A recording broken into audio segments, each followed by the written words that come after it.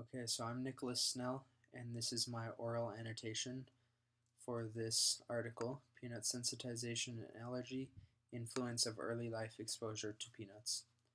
So I'll go ahead and get started. My argument is right here in the introduction. Results from some animal studies and limited evidence from human subjects suggest that the dose of peanuts is an important mediator of peanut sensitization and tolerance.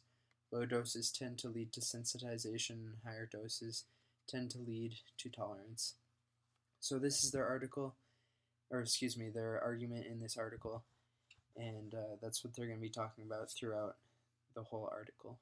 So moving on to methods, it's right here under the methods category, of course, and it's broken down into three questions.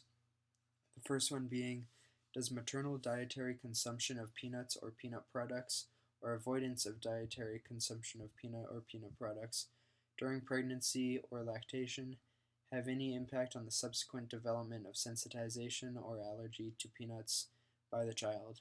The second one, does dietary consumption of peanuts or peanut products, or avoidance of these, have any impact on the subsequent development of sensitization or allergy to peanuts? And the third one, does non-dietary exposure to peanuts in childhood, for instance via skin or the respiratory tract, have any impact on the subsequent development of sensitization or allergy to peanuts?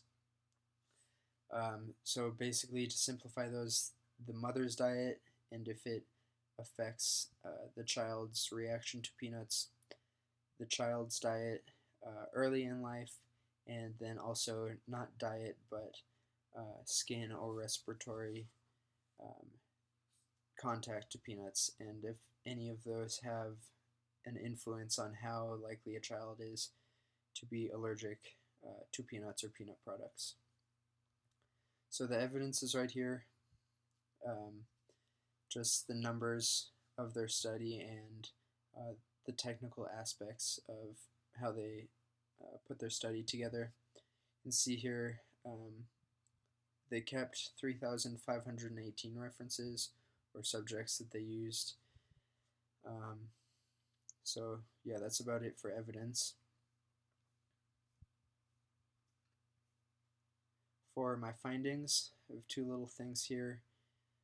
The first one being the evidence does not suggest that maternal exposure to or avoidance of peanuts modifies the likelihood of subsequent peanut sensitization or allergy in the child.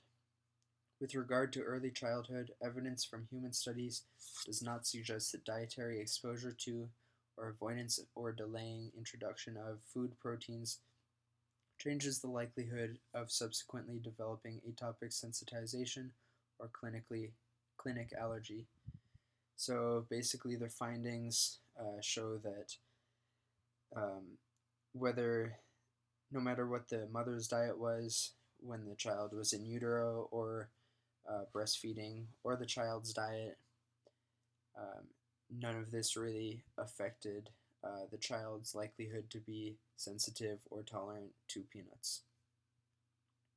For the implications, right here, the COT has reviewed the evidence from the systematic review alongside other scientific evidence to assess the evidence base relevant to the 1998 COT dietary recommendations on peanut allergy. The COT concluded that its previous recommendations made in 1998 are no longer supported by the current evidence.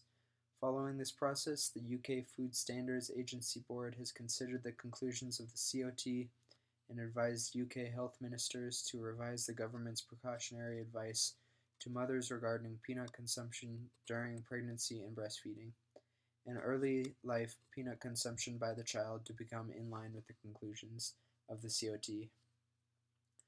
So that's also pretty much falls in line with my use and why I chose to use this article for my research question, because